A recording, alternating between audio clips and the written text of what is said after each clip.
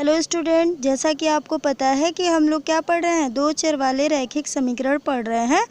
तो आज हम लोग उसका अगला टॉपिक हमारा है कि अक्षों की समांतर रेखाओं का समीकरण। ठीक है, कुछ समीकरण आपको दिए जाएंगे और उसमें क्या करना रहेगा, दूसरे अक्ष के समांतर रेखा खींचनी होगी या आपको बताने होंगे कि संख्या रेखा पर उस समीकरण के कितने हल होंगे और कार्तीय तल पर उस समीकरण के कितने हल होंगे। ठीक है, तो देखिए कैसे हम करेंगे। पहले इक्वेशन के थ्रू हम समझते हैं। ठीक है, और ये आपका जो एक्सरसाइज 3.3 है वो सारे क्वेश्चन इसी प्रोसेस से लगेंगे, तो आप लोग इसे ध्यान से समझिएगा। ठीक है, इसको अन्यथा मत लीजिएगा, बहुत ही इंपॉर्टेंट है ये भी।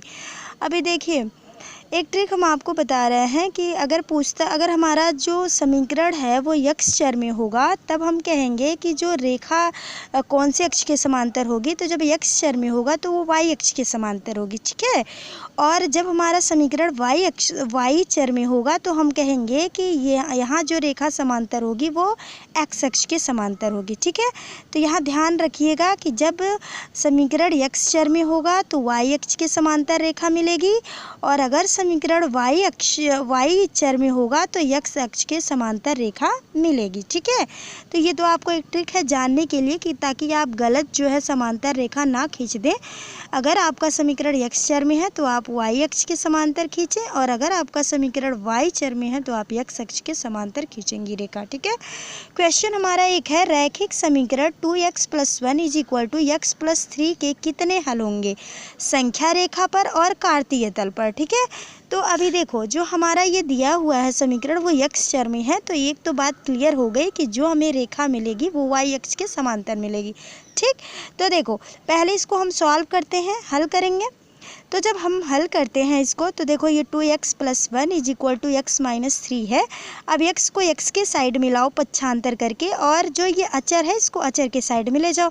तो देखो ये x पॉजिटिव था, जब इधर हमने लाए हम तो इधर ये क्या हो गया, निगेटिव हो गया, और ये क्या था, प्लस में है, उधर जाएगा तो ये भी माइनस हो जाएगा। तो देखो ये घट जाएगा, x हो जाएगा और ये जुड़ जाएगा। समान चिन्ह जुड़ते हैं, चिन्हों के नियम हमने आपको बताया हुआ है। जितने लोग भी गणितीय चिन्हों के नियम को नहीं देखे हैं वो देख लें। तो समान चिन्ह हमेशा जुड़ते हैं, तो ये जुड़ जाएगा लेकिन माइनस चिन्ह के साथ जुड़ेगा, तो ये हो जाएगा -4। ठीक है, अब देखो हमें कौन सी तल पहले तो दिखाना है संख्या रेखा पर। ठीक है, और फिर बताना है कि कार्तीय तल पर कितने हल होंगे। तो अगर हम संख्या रेखा पर बात करें तो संख्या रेखा पर केवल एक ही हल होगा अगर हम एक चर में इसको मानते हैं तो। ठीक है, और कार्तीय तल पर अनेक हल होंगे, इसके अपरिमित हल होंगे क्योंकि उसमें हम दो चर लेते हैं। ठीक, अभी देखो कैसे लेंगे हम, तो पहले पहला वाला समझ लेते हैं, संख्या रेखा वाला। तो कहा क्या गया है कि यदि x = -4 को केवल एक चर वाला समीकरण मान लें, ये एक चर वाला समीकरण है, तब इसका एक अद्वितीय हल होगा, मतलब एक ही हल होगा, x = -4 होगा। ठीक, क्लियर। संख्या रेखा वाला आपको क्या मिलेगा, अद्वितीय हल, एक अद्वितीय हल ही मिलेगा आपको, और उसको हम क्या करेंगे, संख्या रेखा पर दिखा देंगे। तो संख्या रेखा देखिए, ये हमारा पूर्णांकों की संख्या रेखा खींची गई है। ठीक है, तो यहाँ बीचों बीच 0 है, इधर क्या है, पॉजिटिव नंबर है, इधर क्या है, निगेटिव, और हमारा मान क्या है, x = -4, तो यहाँ आएगा x = -4, तो हमने दिखा दिया। और एक बात क्लियर हो गई, हमारा पहला क्वेश्चन क्लियर हो गया कि संख्या रेखा पर कितने हल होंगे, एक ही हल होंगे। ठीक है, संख्या रेखा पर। ठीक, अब हम देखते हैं कार्तीय तल पर क्या होगा।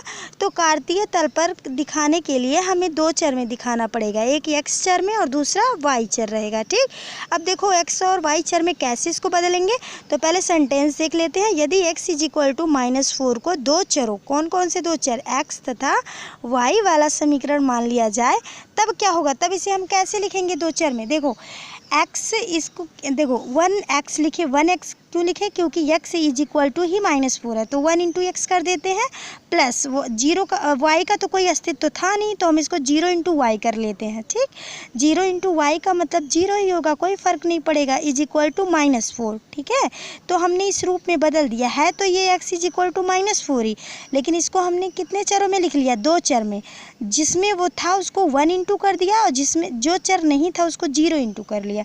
जैसे x में था हमारा x = -4, तो हमने कर लिया 1 × x, और y था नहीं तो प्लस करके कि क्या कर लिया, 0 × y। ठीक, क्लियर। तो ये दो चर में हो गया, तो जब हम दो चर में लिखेंगे तो क्या होगा, दो चर के रूप में लिख सकते हैं तथा इसे रेखा द्वारा प्रदर्शित किया जा सकता है, ठीक है। और यहाँ y के सभी मान मान्य होंगे। कैसे? अगर हम y का -1 मान लें या -2 लें या 1 लें, 2 लें, कुछ भी लें, लेकिन अगर 0 में जब मल्टीप्लाई होगा तो उसका मान क्या आएगा? हमेशा 0 ही आएगा। इसलिए यहाँ कहा गया है कि यहाँ y के सभी मान मान्य होंगे, कोई भी हम ले, क्योंकि 0 × y = क्या होता है? 0 ही होता है, ठीक है। अब देखो कैसे हम दिखाएंगे। देखो पहले हमने ये ले लिया, ये निर्देशांक अक्ष ले लिया x o x डैश और दूसरा निर्देशांक अक्ष ले लिया y o y डैश। अभी हमने पिछले ही वीडियो में ऐसे बताया था आपको। और इधर हमने पॉजिटिव नंबर ले लिए, इधर हमने निगेटिव ले लिए, फिर इधर पॉजिटिव ले लिए, इधर निगेटिव ले लिए, ठीक है। अब हमारे x का मान क्या है? -4 है, तो हम -4 तक तो लेंगे ही लेंगे ना संख्या को, या फिर एक अंक और आगे बढ़ा सकते हैं, ठीक है। तो ये हो गया, हमने 4 तक लिखा या 5 तक लिख सकते हैं, फिर ये भी 5 तक, ये भी 5 तक और ये भी 5 तक लिख लिया हमने, ठीक है। अब देखो दिखाएंगे कैसे। पहला तो मान हमारा यही है, x = क्या है? देखो x = है -4, है ना, -4 x = तो x की वैल्यू पहले तो -4 है, तो y कुछ नहीं है तो 0 है ना। तो कैसे दिखाएंगे? देखो x अक्ष पर ये निगेटिव साइड में जाएंगे, -4 ले लिया, और y साइड में क्या होगा? 0 ही होगा, तो यहाँ हमारा एक हो जाएगा -4, 0, ठीक। अगला जो होगा वो हम y को 1 ले सकते हैं, हमने अभी कहा ना कि यहाँ जो सभी y के सभी मान जो भी लेंगे हम, वो क्या होंगे? मान्य होंगे। तो क्या हम 1 ले सकते हैं, तो x = तो -4 ही रहेगा। y का मान हमने 1 ले लिया, तो देखो ये -4 और ये 1, यहाँ जाके यहाँ एक पॉइंट आएगा। फिर अगला अगर हम 2 लेते हैं तो -4, 2 यहाँ आएगा, ठीक है। फिर ऐसे ही 3 भी ले सकते हैं y का मान। तो अलग अलग जब हम मान लेंगे तो ये हमारी रेखा, इनको मिला देंगे तो एक रेखा मिल जाएगी, ठीक है। और किस अक्ष के समांतर मिल जाएगी? y अक्ष के समांतर मिल जाएगी। और कितनी दूर है? 4 इकाई दूर है। y अक्ष से कितनी दूर है? 4 इकाई दूर है ये रेखा, है ना, 4 इकाई। देखो 1 2 3 4, 4 इकाई दूर है, ठीक। अब यही चीज़ हम क्या करते हैं? सेंटेंस में लिख लेते हैं कि आलेख में AB, ये हमने AB मान लिया है, ये AB एक रेखा है। आलेख में AB y अक्ष के समांतर रेखा, अभी हमने कहा ये y अक्ष के समांतर है, ये y अक्ष है तो इसी के समांतर है ना। y अक्ष के समांतर रेखा है जो कि x अक्ष की, ठीक है, x अक्ष की y अक्ष की धनात्मक दिशा में, ठीक है, कितनी दूर है? 4 इकाई दूर है, ठीक। तो 4 इकाई दूर हो गया, ठीक है।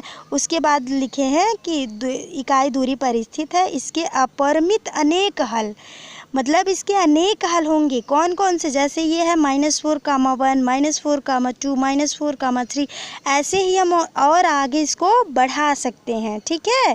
तो आपका क्लियर हो गया। पहली बात तो ये कि जो भी रैखिक समीकरण दिया रहेगा उसको हम सॉल्व करेंगे, जो भी मान आएगा, चाहे वो x का आएगा चाहे वो y का आएगा, ठीक है। फिर हम क्या करेंगे कि अगर हम संख्या रेखा पर बात करेंगे तो उसका एक अद्वितीय हल होगा, और अगर हम कार्तीय तल पर बात करेंगे तो उसको हम क्या करेंगे? 2 चरों में पहले लिखेंगे, और 2 चरों में लिखने के बाद फिर कहेंगे कि जो चर नहीं दिया था उसको 0 × करके लिखेंगे, ठीक है। फिर कहेंगे कि उस चर के अनेक मान्य हो सकते हैं, ठीक है, क्योंकि जब हम मल्टीप्लाई करेंगे 0 से तो वो हमेशा क्या आएगा? 0 ही आएगा, ठीक है। तो इतना करने के बाद फिर हम लोग क्या करेंगे? कार्तीय तल में इसको दिखाएंगे। पहले 2 निर्देशांक अक्ष खींचेंगे, एक x o x डैश और एक y o y डैश, ठीक है। और फिर वहाँ पे हम बिंदुओं को प्रदर्शित करेंगे, फिर उन बिंदुओं को मिला देंगे तो एक रेखा मिल जाएगी। और अगर हमारा जो समीकरण है वो x चर में है तो y अक्ष के समांतर रेखा मिलेगी, और अगर हमारा समीकरण y चर में है तो x अक्ष के समांतर रेखा मिलेगी। और फिर जैसे हमने सेंटेंस लिख दिया है 1 पॉइंट 2 पॉइंट करके, वैसे आपको लिख देना है, आपका क्वेश्चन सॉल्व हो जाएगा। और ऐसे ही आपके एक्सरसाइज में बहुत सारे क्वेश्चन हैं, तो उम्मीद है आप लोग सॉल्व कर लेंगी। अगर कोई भी प्रॉब्लम आती है तो आप कमेंट बॉक्स में ज़रूर बताइएगा, ठीक है।